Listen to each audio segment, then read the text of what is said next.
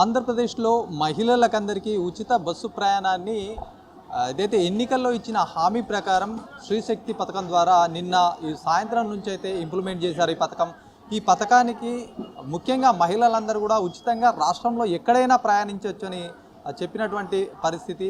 Aadhaar card కావచ్చు, లేకపోతే ప్రభుత్వ గుర్తింపు కలిగినటువంటి ఏదైనా కార్డుతో అయితే ఉచిత బస్సు ప్రయాణం అయితే చేయొచ్చు అని చెప్పి చెప్తున్నారు.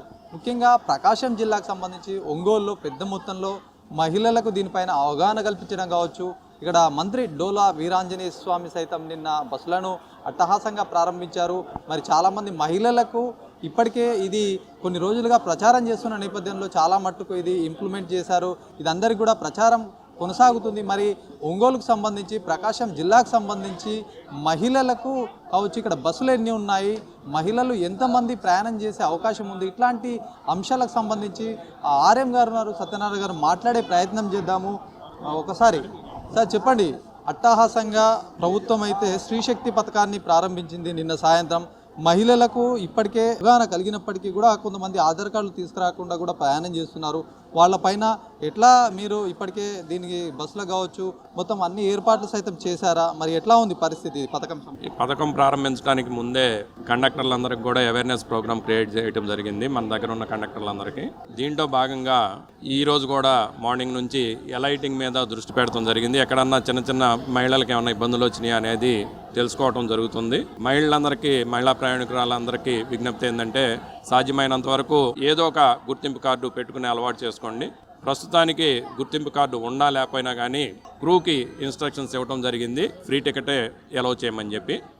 ఎక్కడన్నా చిన్న చిన్న ఇవి లోపాలు జరిగినా కానీ వాటన్నిటినీ సరిదిద్దుకుంటూ ప్రభుత్వం ప్రవేశపెట్టిన ఈ పథకాన్ని పటిష్టంగా ముందుకు తీసుకెళ్ళడానికి ఏపీఎస్ఆర్టీసీ ప్రకాశం జిల్లా సమాయత్తం అవుతుంది. ముఖ్యంగా ప్రకాశం జిల్లాకు సంబంధించి 5 డిపోలు ఉన్నాయి, 485 బస్సులు ఉన్నాయి, 26 లక్షల మంది జనాలు ఉన్నారు, 13 లక్షల మంది మహిళలు ఉన్నారు. మరి ప్రతిరోజు ఒక బస్సులో ఎంతమంది ప్రయాణం చేయొచ్చు? ప్రస్తుతం ఆ పొజిషన్ ఎట్లా ఉంటుంది? మనకి ఇంతకు ముందు పథకం ప్రవేశపెట్ట ముందు 40% ప్రయాణికులు మన జిల్లా నుంచి ప్రయాణించేవారు. అంటే మనకి ప్రతిరోజు 150,000 మంది ప్రయాణిస్తూ ఉంటారు. ఈ 150,000 మందిలో 60,000 మంది మహిళా ప్రయాణికులు. ఇప్పుడు ఈ పథకం ప్రవేశపెట్టిన తర్వాత ప్రాథమిక అంచనాల ప్రకారము ఇది 63% వరకు వెళ్తుందనేది ఒక అంచనా. అంటే దాదాపు సుమారు 1,00,000కి పైబడి ఇక్కడున్న మహిళా ప్రయాణికులు ప్రతిరోజు ఈ పథకాన్ని వినియోగించుకుంటారనేది ఒక అంచనా.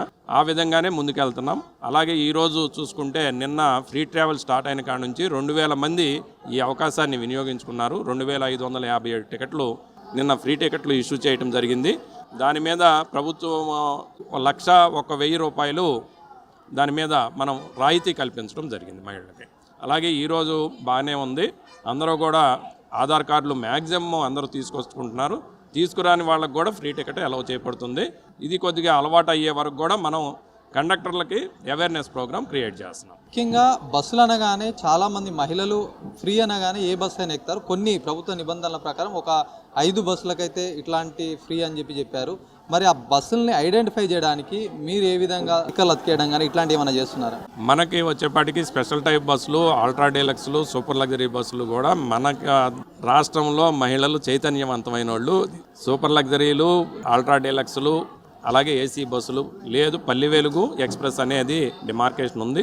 అలాగే అవేర్నెస్ ప్రోగ్రామ్ కింద ఫ్రీ బస్సు మహిళలకు ఉచిత ప్రయాణ బస్సుల మీద స్టిక్కర్ అంటించడం కూడా జరుగుతుంది. లోపల చూస్తే వాళ్ళకు కూడా మహిళలకు ఇంతకుముందే ఆ ఎల్లో కలర్ కోటింగ్ వేసే వాళ్ళు ఎవరికి వారు సపరేట్గా కూర్చొనే విధంగా ఈ ఉచిత బస్సు ప్రయాణం అని చెప్పిన తర్వాత లోపల మార్పులు ఏమైనా చేశారా బస్సు లోపల? ప్రస్తుతానికైతే మహిళలకి అదనపు సీట్లు కేటాయించడం జరిగింది.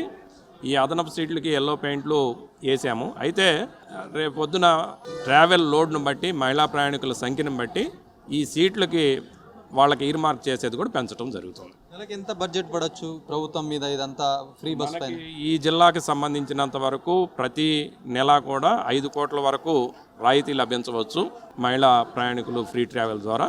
అలాగే సాలిన 60 నుంచి 70 కోట్ల వరకు మనకి ఫ్రీ ట్రావెల్ మీద రాయితీ, అదనపు రాయితీ వస్తుంది. పురుషుల పరిస్థితి ఏంటి సార్? బస్సులో ఇప్పుడు ఫ్రీ అనగానే చాలామంది మహిళలు అయితే వస్తారు, ఉన్న బస్సులకైతే ఇంకా పెంచేదైతే లేదు, 485 బస్సులే ఉన్నాయి. మరి మహిళలు ప్రతి ఒక్క చిన్న విషయానికి కూడా బయటకు వచ్చే అవకాశం ఉంటుంది. మరి పురుషుల సంగతి ఏంటి?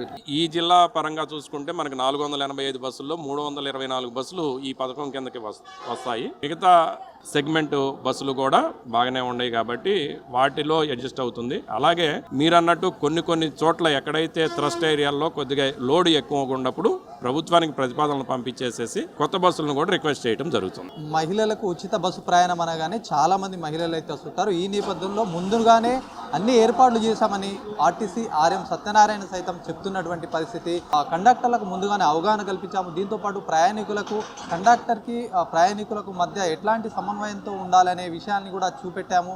దాని తర్వాత 300కు పైగా బస్సులు ఈ స్త్రీశక్తికి సంబంధించిన వాటిని అలర్ట్ చేశాము. 485 బస్సులు ఉంటే దీనికి ముందస్తుగానే అన్ని ఏర్పాట్లు చేశామని ఆర్టీసీ ఆర్ఎం సత్యనారాయణ సైతం చెప్తున్నటువంటి పరిస్థితి.